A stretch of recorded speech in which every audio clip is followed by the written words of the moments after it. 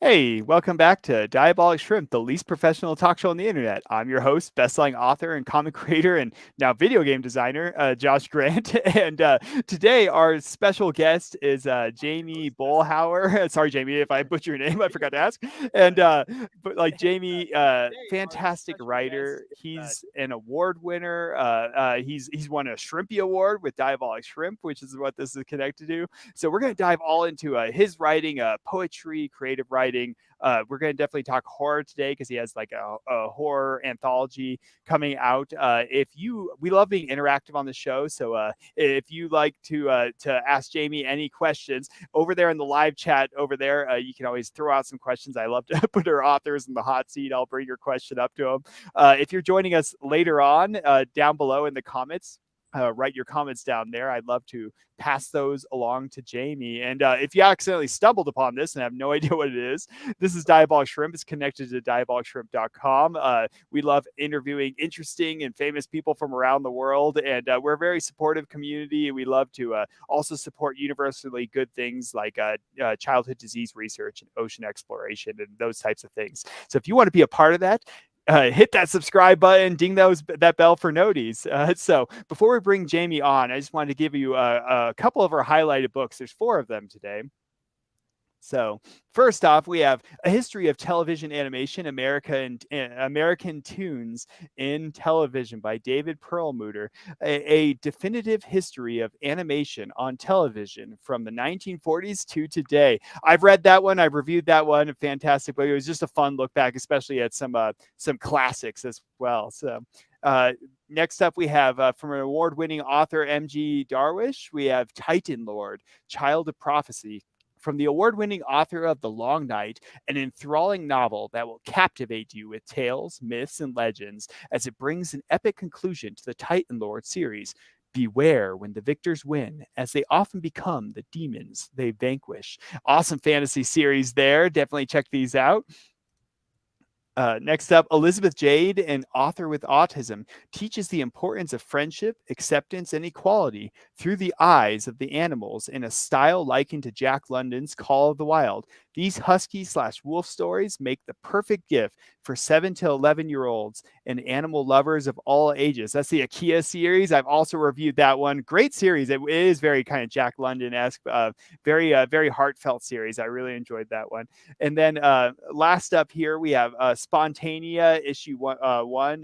There was once a town called Tranquility by Carl Paolino. Spontania, the billionaire class, has created a techno dystopia. The Gen Z and millennials are fighting back. Awesome comic book, very Spider-Man-esque. Carl was on the show just about a month ago, actually now, and so this is the last your last chance this week is to go and comment on that video. He's giving away signed copies, physical copies of his book. It's a bestseller, so definitely pop over there. He worked on Celebrity Deathmatch, if you didn't know that. So, but our special guest today, Jamey Boelhower, guy with the heart of gold. I've interviewed him briefly before on a previous show. Just a bit about him before we bring him on. Jamey Boelhower is a poet and independent author with numerous published works to his name. Not only is Jamey a prolific writer, but also he has been an educator for over 20 years. So you get a medal, Jamey. Although his focus is on poetry, Jamey has also made a name for himself with his compelling blogs and popular fiction novel, Under the Lights. Throughout his career, Jamey has delved into a variety of topics, including family, heartache, and the mysteries of life.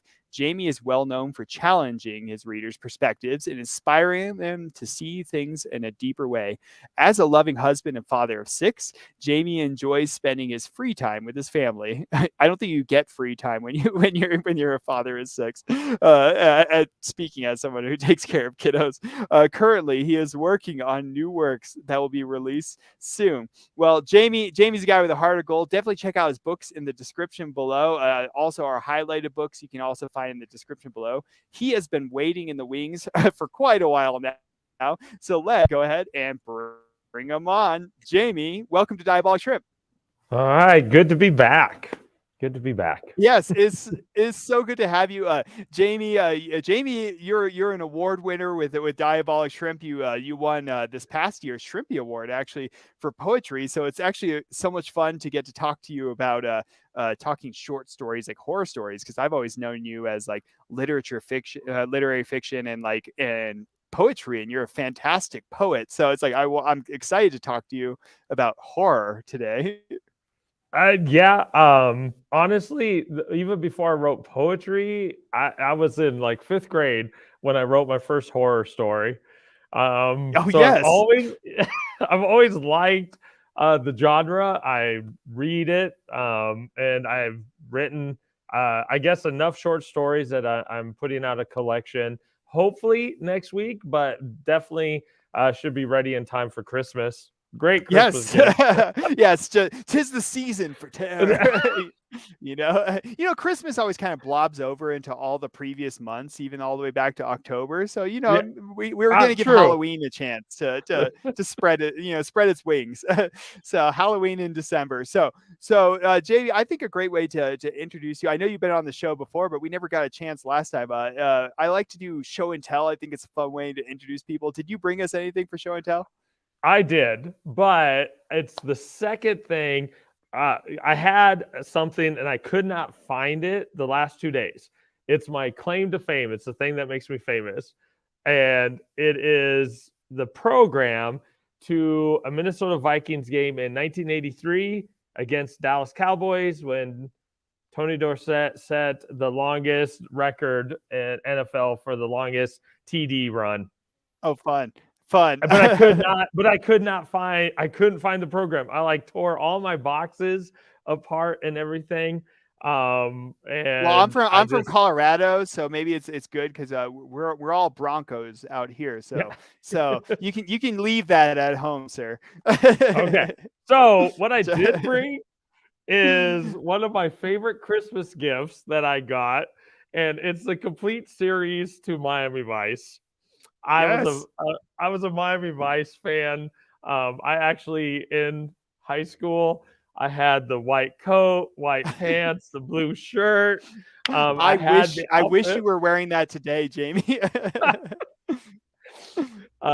So every couple summers, we'll kind of sit down and have that as our summer viewing, um, to watch the whole series, when we have That's some free fun. time. Yeah. Yeah, I was So like, that's what we're gonna turn the show into today. We're just gonna watch Miami Vice. Let's just comment on Miami Vice.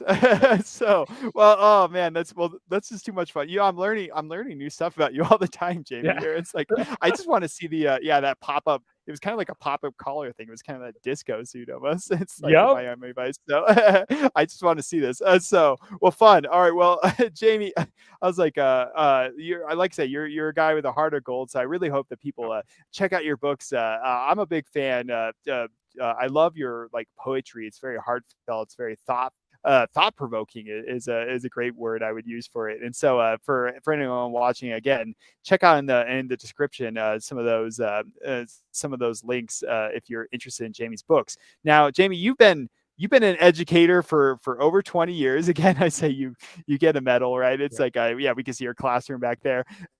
And so what do you teach and what drew you to that?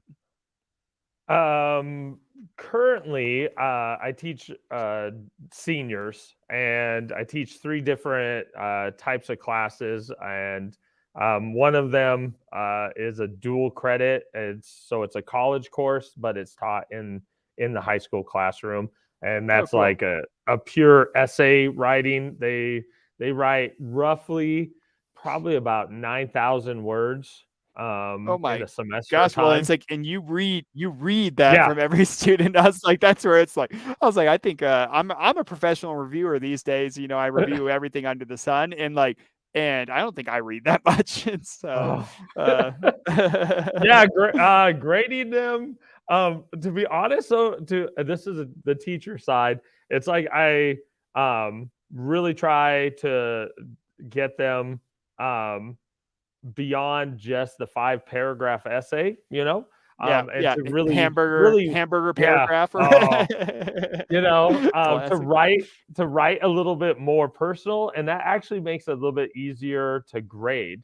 Like if it's Yeah. just that stoic, just intro, body point, body, like that actually wears on you. But when you feel the student's voice, you hear their, it makes it easier to read. And I really try to get them, even though we're writing academic essays, to really get their vibe into it, get their voice into it, and I enjoy it. I enjoy that. That's well, and I can be passionate that. And again, thank you. I as a former teacher myself, I was like, I still have a heart for teaching, and so I appreciate you and your care and also passing on that writing and like you said, not just like bland essays. Essays don't have to be bland. Having some of that voice is so good and empowering to people. I think those are just great life skills. So thank you for that, Yeah. and thank you for reading all that much because I'm a slow reader. Wow. And that sounds 9,000 words a kid. That wow, that's incredible. And so now we're talking horror today, right? Quite a bit, and Yep. so which is kind of out there. Horror being out of your norm almost is kind of like what the horror genre is. It's kind of like taking something almost every day, but then like moving away from that and moving into this something else is going on. And so what is one of the like strangest encounters you've had with the kid or kids while teaching? Um. Well. Oh. I'm gonna get you into trouble here. No names. Yeah. No. No. No. Well. I'm also, I guess it's not quite horror, but being a football coach, and stuff like that too. That's terrifying to me. I would be terrified if I Yeah. had to coach football. Well, I every played I once played in soccer. You're supposed to avoid running into the people, yeah. not hit them.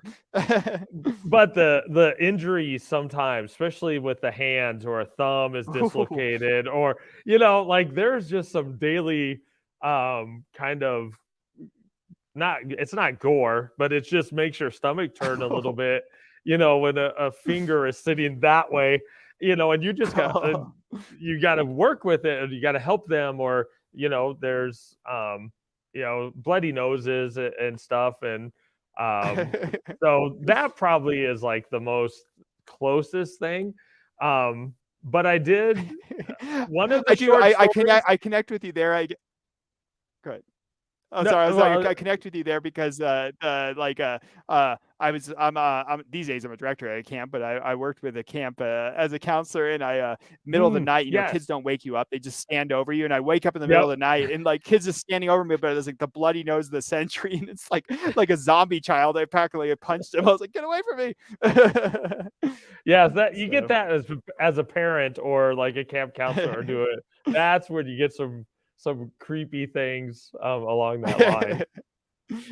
Yeah, definitely. Well, I was like, well, yeah, next time a kid, accidentally like jams his thumb or something, you can have him like hold it up there and you can get your notes down for your next short story, right? just that needs to be the title of your book. Is just high school football. That just Oh, terrifies me. So, all right, so yeah. you have a wonderful heart, Jamey. I've always known you just be a very kind, giving, generous person. And so, how much of yourself do you put into your writing? Um. Oh, so that's a interest. Because some of my stories are they're still horror, or they're weird or different. Talking about school, I have one short story that'll be in this collection, that is based off of the idea of the end of the world happening. But I'm teaching. I'm not the teacher, but I'm and we're Uh-huh. doing something like this, distance learning, and every school, all of a sudden the students just disappear, and like this weird apocalypse is happening, and these students are all disappearing, but I see the classroom and it's empty, and when I blink my eye, another class is gone, and um, it's kind of cool. It's Chilling. just, yeah, Chilling. Well, it's like that's just fun of just being a writer. It's like you say you don't necessarily write yourself in there. Some people intentionally do that, but it's just like, but it's like it is part of your. I mean, we as writers, it's like it's our imagination. It's like what would be interesting for us to be in that situation. Sometimes that's kind of part of the fun of like horror. And so well let's so we have just a few. Oops, nope, we don't actually. So never mind. Coming back to us. Sorry, this is why we're the least professional talk show on the internet. And so let's talk just a few of your like a books. I'm not sure what happened to our slide. We had a slide with your books on it, so everyone can just imagine your books. But because we had like a we had Under the Lights and like several of your like poetry collections and so like before you kind of tended to write more like heartfelt poetry and like literary fiction realm. So why kind of the shift to horror? Like what drew you in that direction? Um, well, first was that it is a favorite genre to read, and like I said, way back in elementary school, that was my first like serious writing like type of thing. But they're on Twitter and in some of the writing communities. They have the daily writing prompts, and there's actually a horror one also. And I've just kind of started to uh, last year check out what word was for the horror prompt and kind of just like, okay, let's mess with this. Let's see if I could come up, with something a little bit different, a little bit scary, or things like that.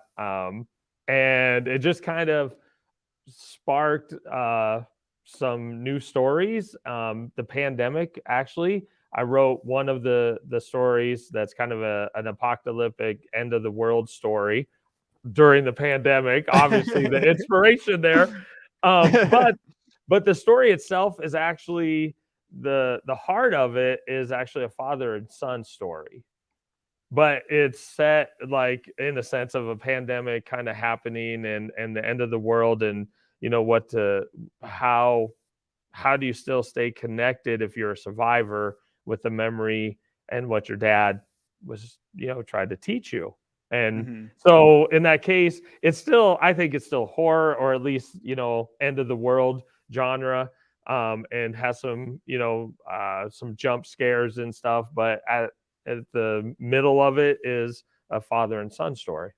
Yeah, well, and I love that. Again, I'm connecting with you here. It's like so I started writing with like horror with like, and I don't know why I started writing horror because I was like, I'm actually a big scaredy cat myself. So I'm like, and so maybe it's like I don't know, writing horror, I get to scare everyone else, so it makes me feel better. But I'm very much connecting with you because that's the heart of my books, like Pandora and Jericho. It's like I choose a moral thing to wrap like the book around because I think horror is such a great genre to tell some very deep emotional stories actually, and I Mhm. think that's actually where horror is at its best. I'm not a big like the slasher gore kind of thing. That's all part of horror, but it's like for me I'm like it's all about actually these like kind of like what you were saying, this connection with like the dad, or it's like finding that like deep moral heart. I think is actually when horror is at its finest, and so Well, um and yeah, like I think it taps, and slasher films are fun and cool and other,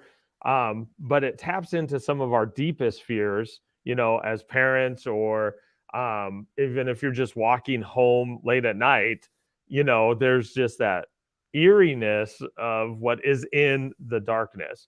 And usually what's in mhm. the darkness is something that we battle with, or that we're afraid of, or that we, have questions about. And that's what really gets you on edge, is investigating those things instead of somebody jumping out, and just scaring you or just killing you. And well, there's the end of the story. Like, Yeah. no, that's I was like, yeah, it's like, the thrills are fun. It's like, having jump scares are fun, but that's like temporary. It's like temporary thrill. And those could be fun too, but it's just like, but I agree with you. It's like the creepier ones are, especially when you set up those main characters that you care about. It's like those matter more because there's so much more to lose? Well, like, since we're talking about a variety of horror here, we have our menu of horror. Okay, so here's the menu of horror over here. And so what would you kind of place your, like, I mean, you have a collection of short stories, so I know it can kind of be a variety of things. But so over here on the menu of horror, we have things like a creature feature. So I would say, like,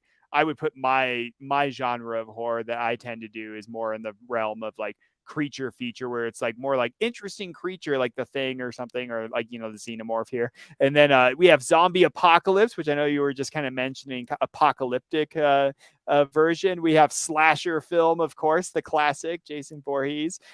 Similar to the slasher film, more like psychological horror.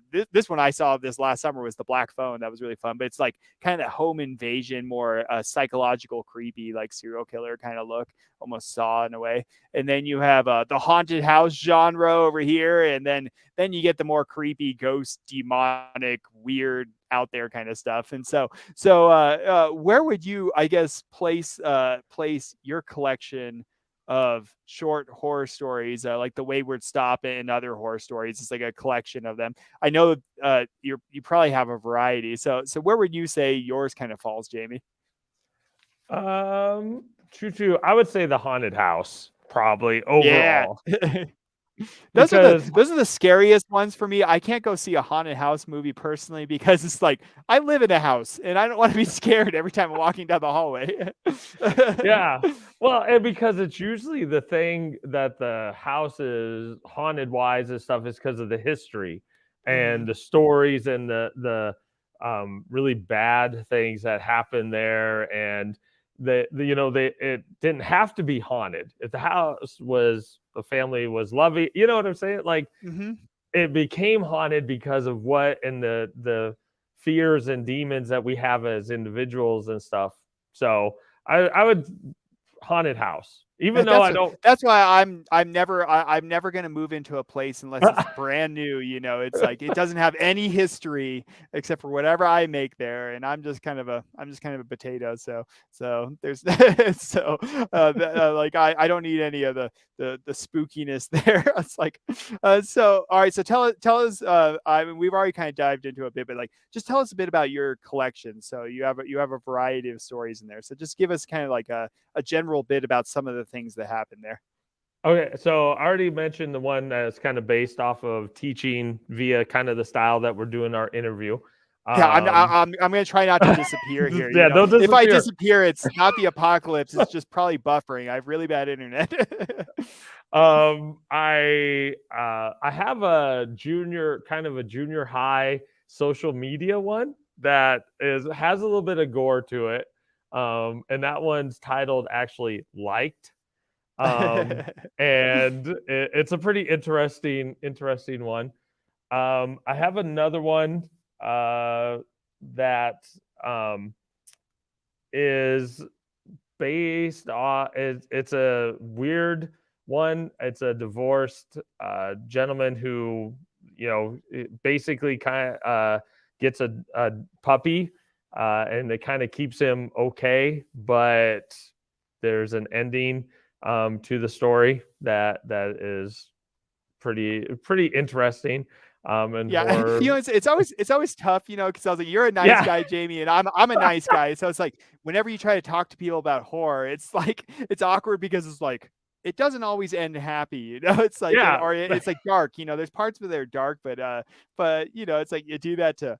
I mean, what I love about horror is like you can show dark, but it also like superimposes it with light, and that's where I think it's important. Like kind of what you were saying, like we look at this relationship of like a family relationship or whatever. It's like you can really like highlight what's good and what's evil through horror. I think it's a really Yeah. nice dichotomy. So, well, I'm curious about your process then, like, because I like, so when I was writing like horror, and I'm kind of back to it now. I have another zombie apocalypse coming up, as you know. Which we And can't wait to get. Like, I can't yes, wait well, to. I'm excited because you're a part of that too. I know, and so yeah, people down the road, I guess, check it out. Another zombie apocalypse, hopefully February, fingers crossed. But like, it's like writing like horror though. For me, it's like it's kind of challenging, especially nowadays, because I've been doing fantasy and sci-fi for so long. But writing horror, I always kind of create a rule for myself, and that's usually where I started. I usually started with like here's my twist, and then here's like my moral thing it's gonna all be wrapped around it. And so it's like the twist is where I'm going, but the moral thing is kind of where I start. And like and for me that was always my process. So like Pandora, it's like it's all about that Pandora creation myth. So like Pandora opened the vase and let out all the evils in the world, but the only thing left in there was hope. So the entire book was wrapped around this theme of like finding hope in a dark place. So all the main characters had something horrible happen to them in life, but it's all about like finding hope through that. And that was what that whole book was about. And it all pushes towards a twist. There's always a twist in it. But that's where I would start. I would start with this like moral theme. Some people like to start with like a title, and that just spurs it in their mind. Kind of like what you said, liked. I was like, honestly, if someone give me that word liked, I'm like, ooh, like ideas start coming to my head of what a story could be. So what's your process for short stories? Because people don't realize this, short stories are actually really hard to write. They're actually harder to write than a novel because you really have to pack a lot into a tiny space and not make it feel crowded. So it's like, so what's your process for kind of crafting these? Yeah. Excuse me, sorry. The couple of them were there. I do have some really shorter ones, some flash fiction, because I tried to get those, submitted to some of those contests. Uh-huh. And so they had a prompt, and that was kind of easy to roll with. But the ones that like I wrote just because I was inspired to, um, honestly, it usually is something that like I'm taking a walk, or at the traveling with the family, to the zoo, and this thought comes to mind, and you're just like, oh, okay. And then honestly, my imagination, like even my students will tell you, sometimes my brain goes just a little bit faster than it should. Like, and I get like stumbled, like I'm doing right now. And so I just kind of run with the story a little bit in my head first. And then most of my short stories have actually been done on paper first. Like I've grabbed a notebook and have written them out. The kids nowadays would consider that a horror movie. Like, what? You write? You physically Yeah. write? I grew up physically writing. I still actually write all my books. They're all laying down here in piles. It's like Mhm. big stacks of paper. I can't. That's how I do it too. It's like I have to have that physical contact, I guess. Yeah. Yeah, and it slows me down a little bit so that I get out the main parts, and then I end up transcribing, and that's where I like add some detail, onto Word document or something like that, and work with the proper grammar and sentence structure and stuff like that. But it is interesting. I just, as we were talking, like, yeah, all my short stories have actually been done longhand first.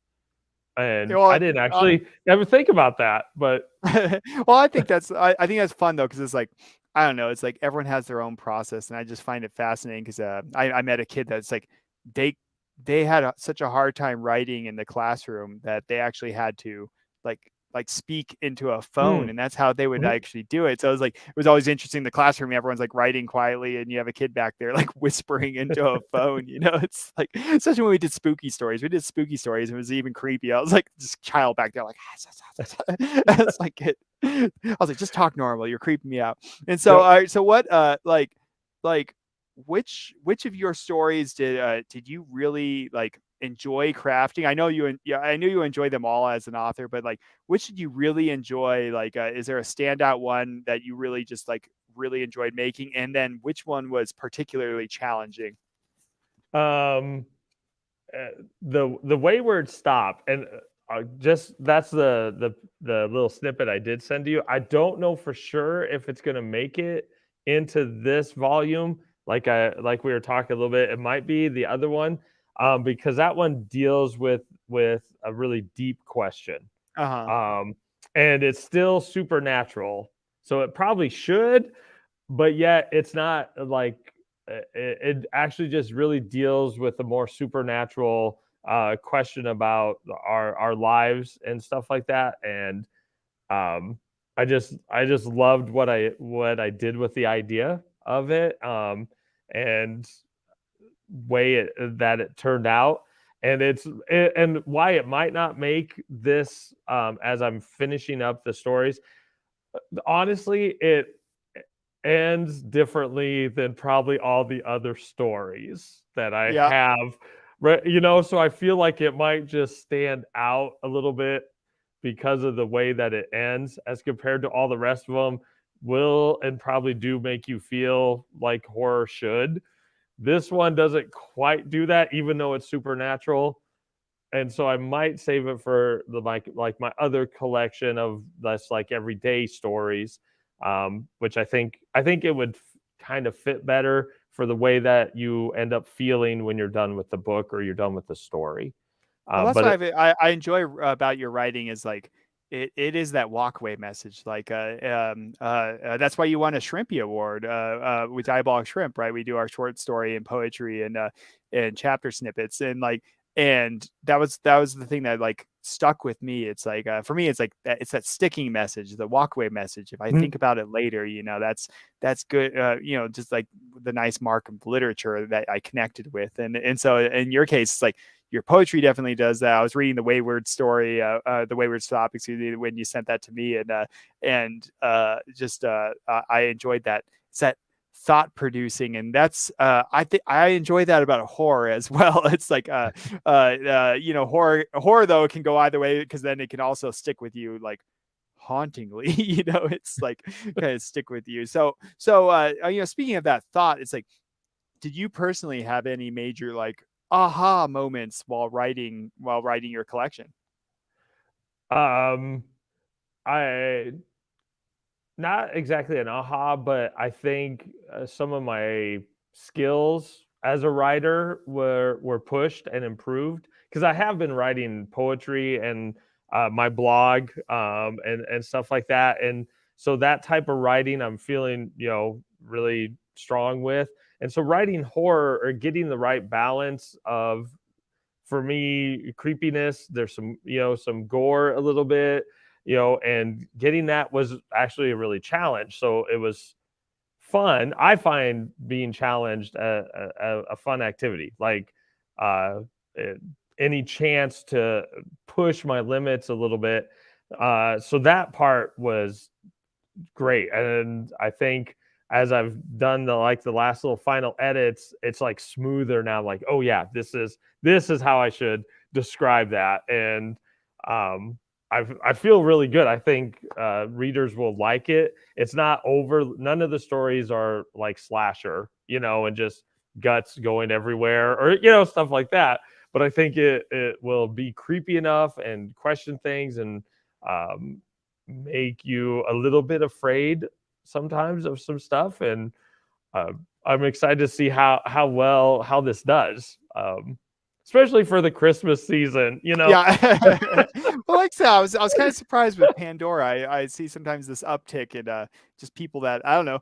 They're just done with Christmas and they just want a good horror book. I guess I don't know. There's horror junkies all around. I don't know. Yeah. I'm surprised that like the horror community is actually like a very very passionate, very year round community actually. Hmm. And yeah, I was like, was there any when you're writing your stories, it's like, do you have them all plotted out? It's kind of like you said, like you kind of get an idea and you kind of like your mind lets it kind of takes you where it like kind of follows it. So do you when you go to write these stories, it's like do you have it all like plotted out? Do you know the end, or do you sometimes just like to write and kind of see where it ends up? So I almost have it all plotted out because I think with my stories as compared to my poetry, um, like my I think about the story for a while before I actually get pen to paper. Just kind of working within like mulling over ideas and things like that. And so unlike my poetry, which I had to laugh because I have actually talked into my phone for poems. Like an idea comes up and Just I don't just whisper in the back of the yeah. classroom. It's creepy, Yep. okay?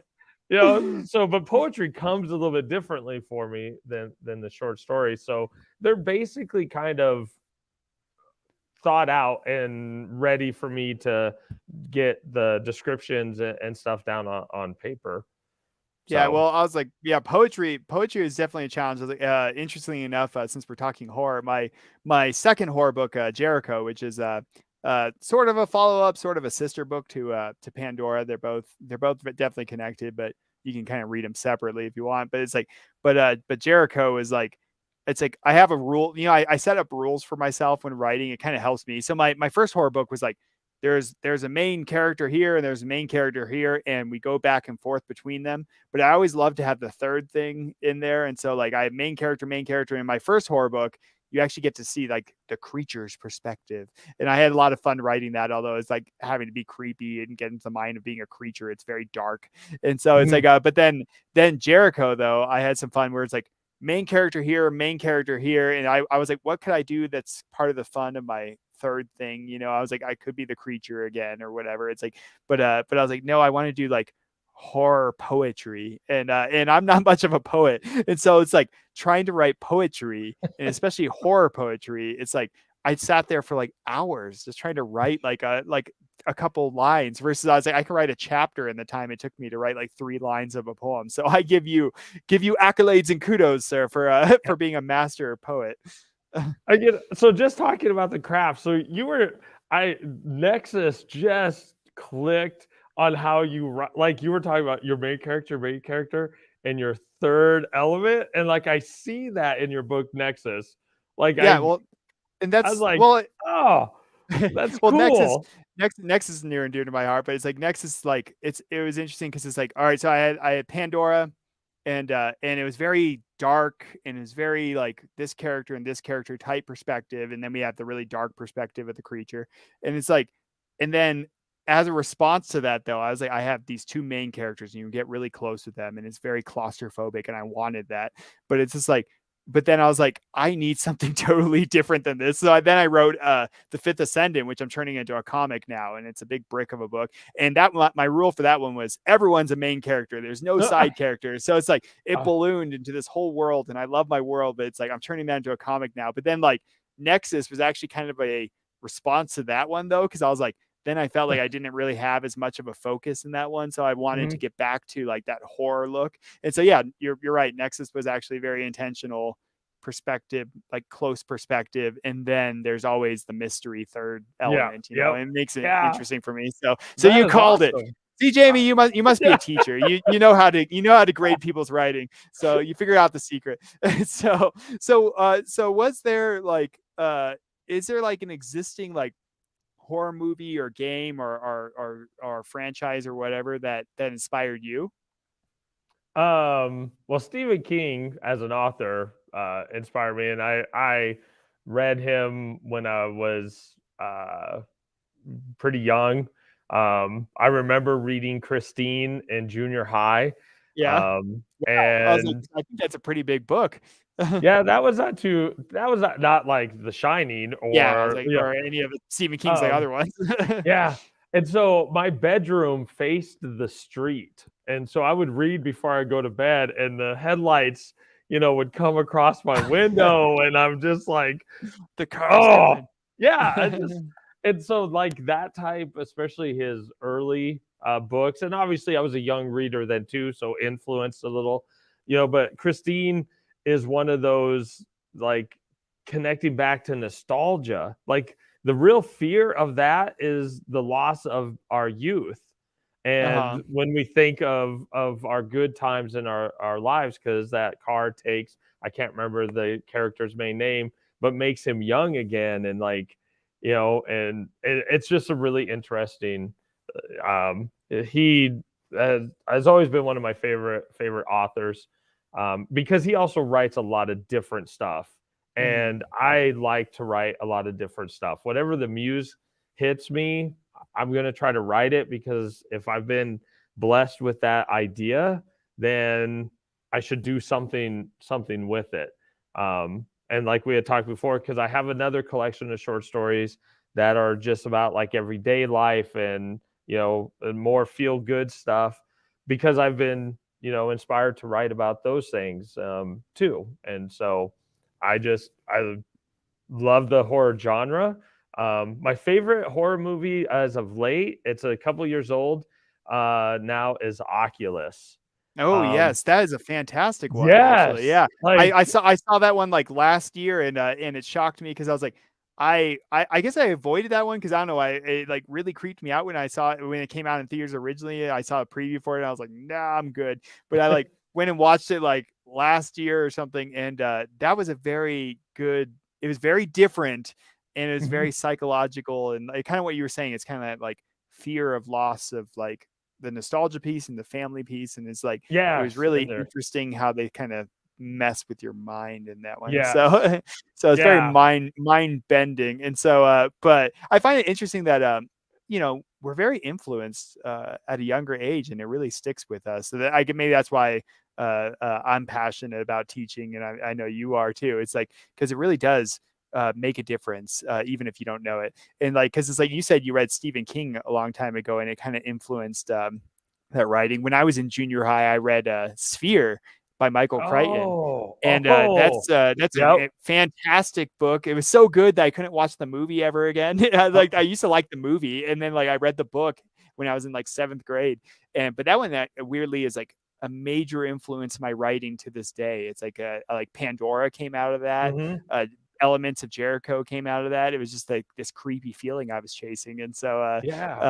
it's just fascinating to see. Like I'm always just fascinated to see kind of what inspires you. So like in your collection though, so it's like when writing horror is interesting because it's like sometimes you gotta it's like sometimes you just gotta be the bad guy when you're the writer, it's like and writing horror is like awkward, especially for us. It's like compassionate people because it's like you can't be compassionate. It's like you gotta be horrible sometimes. And it's like depending on what you're writing. And it's like, Mhm. but like so I mean I've got characters in my book. Like when I had to be the creature in Pandora, I'm like, this is horrible. And I've got like family members that are like, I can't read your writing because all I hear is your voice saying these horrible Oh, things. And I was like, I understand actually. I yep. had to start writing other stuff too because I started with horror and I had like I worked with kids at the time and kids would show up like my mom bought your book for me. I'm like, oh God, it's like better write something else. And so like in your books, like I've got some dastardly characters. What about you? Like, who is your least favorite character in your collection? It doesn't necessarily have to be a bad person, but it's like who is your personal least favorite character? And it like like the one that everyone's like rooting to die, like you're rooting for them to die, like get rid of that character. I don't a character that might fit that is I have a short story is called The Walker. And it's not very long, but it's kind of the bad guy wins. So So fun. like and you and it yeah, that's because it's short story. So if I even go into a little bit of it, the story's over. But basically, it's his story. He does kind of what he does, and that's that's what you get. There's no yeah good speak happy ending with it. Yeah, speaking of the walker, you have to walk around to make sure the lights don't go Yep. off on you. Otherwise, it's Yep. going to turn into a real horror movie. And so, all right, so I'm a big zombie guy, of course. I'm writing another zombie apocalypse, which is all different takes on zombies and stuff. But like, so I always love, a good apocalypse, and until we were all living in one. But Yeah. like, Yeah. so it's the zombie apocalypse. What's your survival plan, and how likely are you personally to actually survive the zombie apocalypse? Oh, all right. Do you know what? Because being horror writers and stuff, you always deal with that question. You wonder and you think about because the I do have the end of the world. It's not a zombie end of the world. It's more of a pandemic end of the world story, and I think I wrote that a little bit because I actually wrote that during the lockdown when we were locked down. Mhm. And I think it really was actually kind of a way for me to deal with that. Like, could I actually survive, or what would I do if if this world actually falls apart? Because Uh-huh. we were all thinking that during the very first part of that lockdown. When things we didn't know what was going on, and in all honesty, um, I'm not I think I would be okay, especially if my family was threatened. If I'm kind of a little bit on my own, things have fallen, like, you know what I'm saying, like really loved ones had passed away or stuff. I'm not sure I would survive then. I find If that my family and I find that such an interesting perspective. I was having this discussion a little while back with somebody, and we were talking about zombies, and of course, and it was interesting because they were asking about The Walking Dead, and Mhm. I'm actually not a huge fan of The Walking Dead personally. I know I'm probably gonna get murdered in the comments now, but I'm not a huge fan just because it's like everyone just turns on each other so much, and there is a certain amount of that. We see some of that in actual disasters, but I actually survived. I survived years ago. I survived a massive flash flood actually at a camp over a decade ago, and like was stuck up in the mountains with all these kids for like 3 days. And even though that one's temporary, but at the same time, it's like I actually saw the opposite. I saw actually people band together, and I find your perspective interesting. Like if I was on my own, often people think like it's the families that are going to get eaten, it's like, and Yeah. then the person that's on their own can survive because they're like the lone wolf. But it's like, it's an interesting perspective that it's like, it's like that family or that togetherness gives us strength. Honestly, that's what I argue in my books is like, Mhm. that is our strength. That is like the source of strength is that togetherness. And so I find that an interesting perspective, JB. Yeah. Yeah. Um, I don't think I could do it alone. It just wouldn't. But if my family or friends and stuff, I've had a few uh situations where like I've had to help emergency situations, like somebody's injured and stuff, like as a dock supervisor at a lake, and I've stepped into that role. It's kind of crazy how you just, okay, I need to help. I need to right now, and you don't think, you just act. But if you're by yourself during the zombie apocalypse, I think you're like, I think that would get you like that. Mm. You're the fear, the what ifs, just the loneliness of it would really, yeah. I don't see lone wolves doing so well in that. Except for So us, I except for wouldn't. us as teachers, Yeah. it's like that's my nightmare is a bunch of zombie Yeah. kindergartners coming to eat me. They're scary enough like without being zombies. So and so they try to eat you anyway. So Yeah. but yeah, I was like my ultimate zombie apocalypse plan though is actually to you get a house on top of a hill and you surround it with like treadmills, right? And you hook those all up to a generator, so the zombies all just walk on the treadmill and it powers your Yep. generator, and you're all good, There, And yeah. so so it doesn't matter if you're alone or not, even if they're kindergartners or not. And so all right, well let's I do want to share some of your writing that you sent me. So like the Wayward Stop, I definitely want to get a chance to share some of that here. So you sent me an excerpt from the Wayward Stop. So set the scene for us. And I know these are short stories, so like if we're just supposed to be thrown into it, just let us be thrown into it. No, But like set the scene. so this one's actually a little bit longer.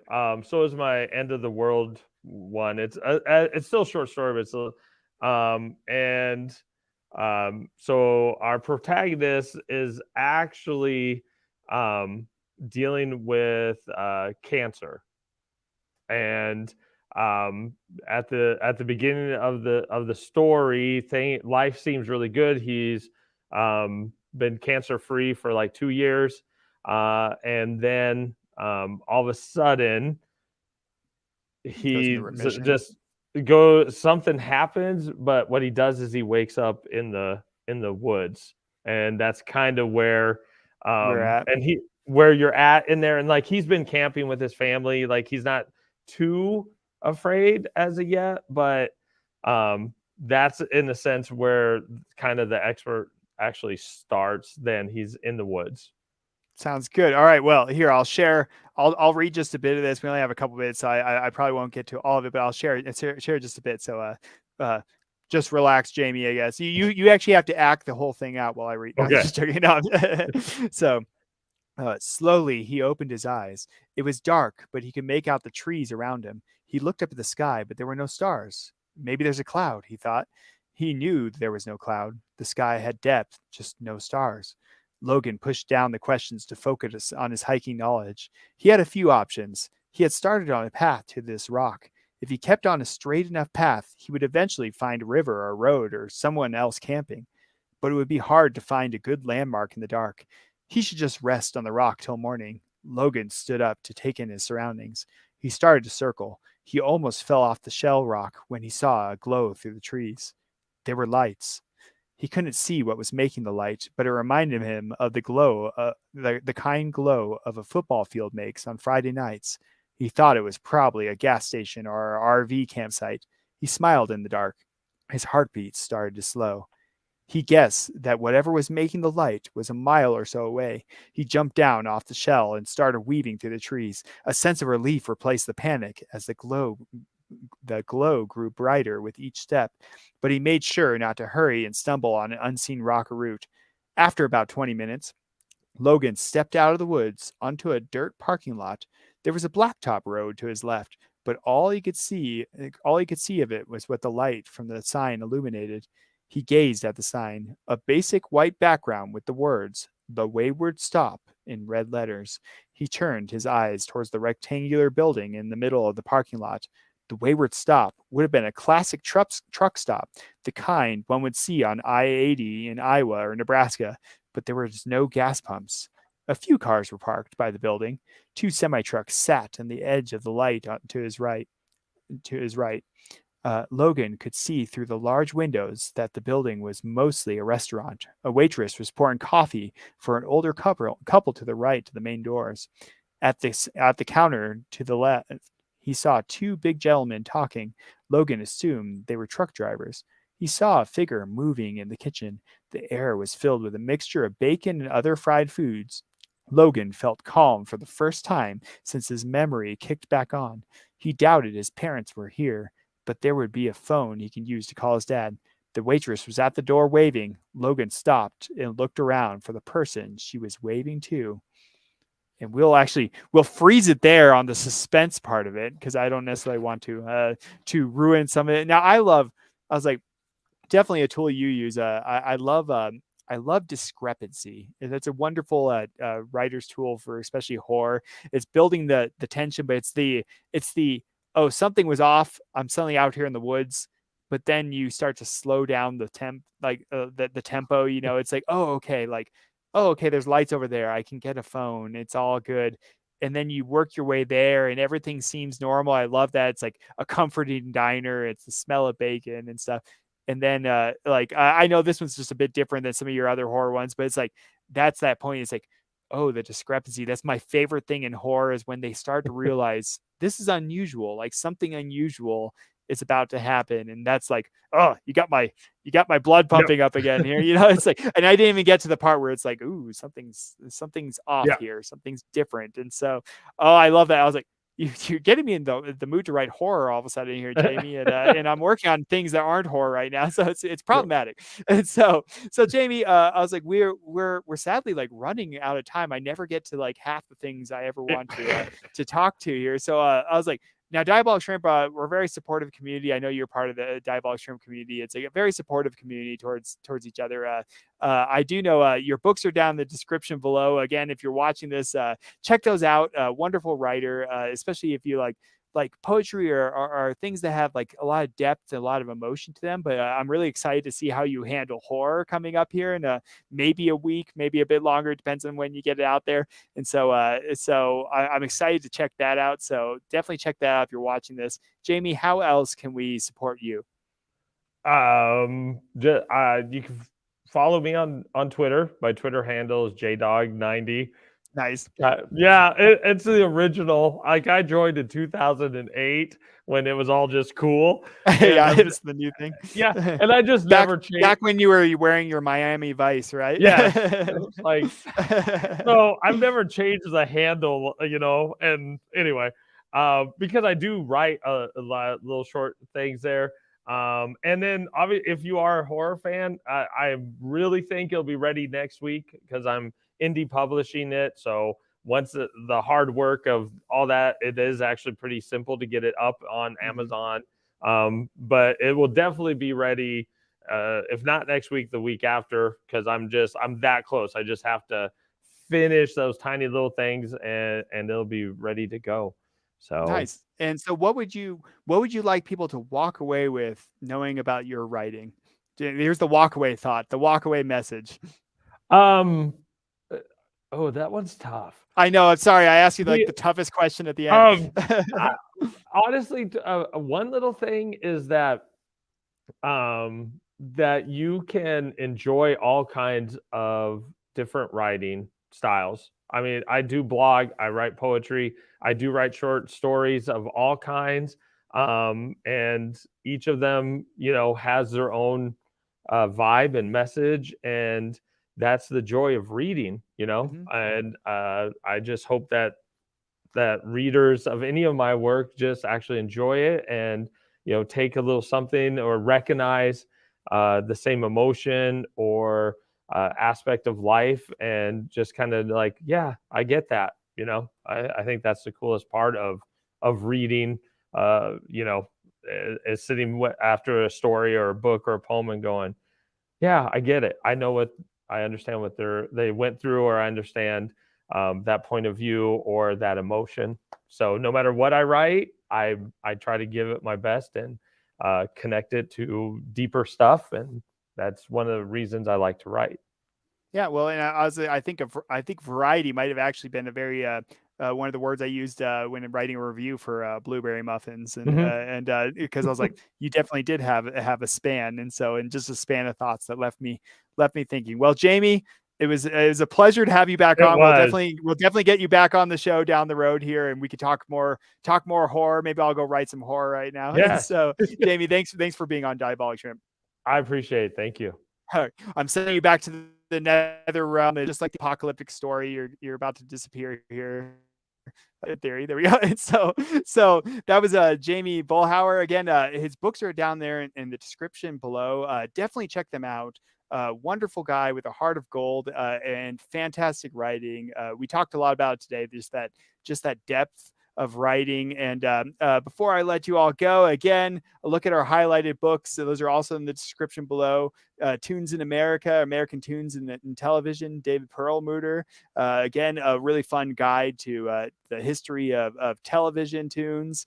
Titanlord, Child of Prophecy by M.G. Darwish, a fantastic fantasy series. This is the last one capping off the series, so definitely check it out. Check out the rest of that series as well, and look at this gorgeous cover too, by the way.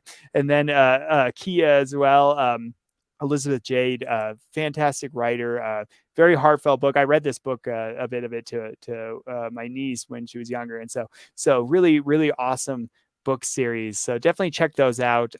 If you want to support this channel, definitely hit that subscribe button. Come check us out in Diabolic Shrimp. Come check out any of my books. They're down in the description as well. I give a percentage of anything I make from any of these things to universally good causes, like childhood disease research is a big one that I love to support. So definitely check those out if you enjoyed this channel. Thanks for joining us. If you're joining us live, thanks for joining us later. If you're coming later, this has been another Diabolic Shrimp. Have a good night.